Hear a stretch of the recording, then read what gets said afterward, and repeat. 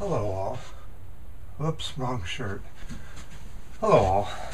Alright, so today I thought we would talk mostly about what's happening with the world's financing or finances. What does the economy look like around the world? Well, let's just start off with the US since I live here, and let's go over to the board.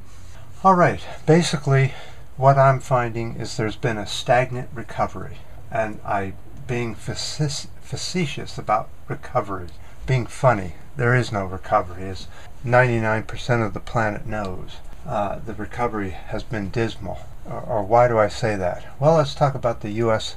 Black Friday, Cyber Monday, and whatever else they kind of put all into those couple of days of shopping, where people in the U.S. pour into the stores to get all the bargains. Well, in 2013, which was a dismal year, at $57.4 billion, it was down to $50.9 billion this year. That number comes from the National Retail Federation. That's an 11% decline in just 1 year. So the U.S. is grabbing onto this big increase in jobless claims. They say that they've added 321,000 jobs in November. That's up 44,000 jobs from last month. Sort of makes sense, doesn't it? However, all these jobs, most of them are temporary. And here's an example. UPS, which is a delivery company here in the U.S., is going to add 95,000 new jobs, temporary seasonal jobs for the holiday shopping season. The reason is because people are shopping more online than in retail brick and mortar, just because of the convenience of it. But in reality, this retail store, which I guess was a teenager type clothing store, filed for bankruptcy, Chapter 11. And we're seeing more and more of that here in the U.S. So around the world, let's take a look real quickly and see what's happening. In Japan, the GDP growth contracted 1.8% in April to June. They have now slipped into recession, is what the news speak of the day is in Japan. That word recession is a pretty way of saying depression. The EU, especially the southern part of the EU, such as Italy, is having extreme unemployment problems. In Italy, the youth unemployment is at 44%, and a lot of Europe is having austerity problems, where they're turning public assets into private assets and not paying anybody for it. Anybody in the EU getting any money for the austerity program? Just asking. Well, then who is?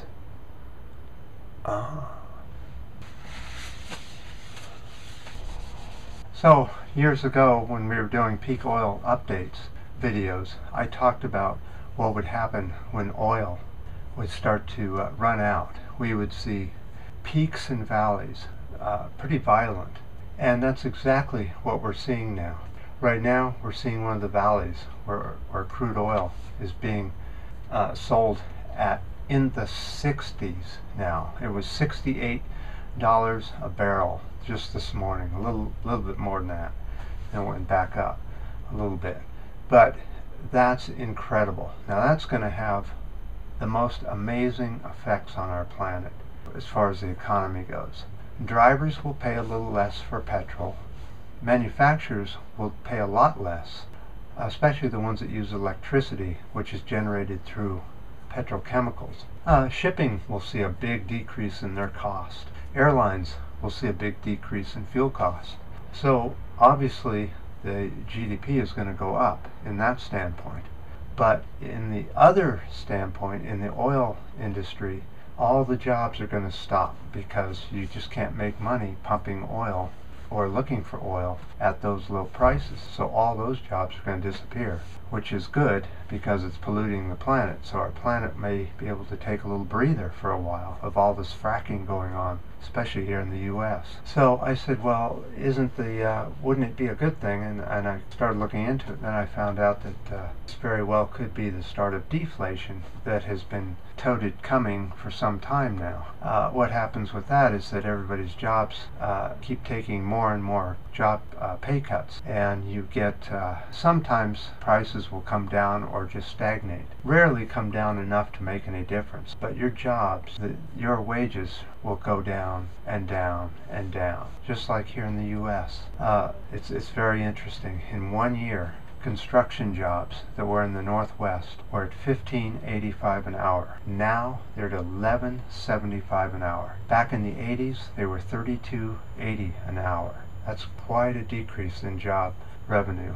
Especially high-paying jobs are just disappearing here in the U.S., and these short-term, part-time jobs are now being available without any benefits. So then we still have Obamacare here in the U.S., which is requiring you to spend thousands of dollars a year on health care, calling it a better than nothing. I think nothing would be better than this Obamacare. The reviews of it, the people that are on it hate it, can't stand it. The reviews are terrible. So I don't know why they just didn't go with universal health care here in the U.S. Just expand the VA care to everybody in the U.S. Would have been cheap, easy. The system's already there. It works. People get at least some health care, whereas so many millions here in the U.S. and other parts of the world get nothing. We could have universal health care around the world if we could get good leaders. Okay, guys, it's been quite busy here with taking care of my mother and all, and now that we're in the rainy season, it looks like we're actually to the normal amount of rain this year.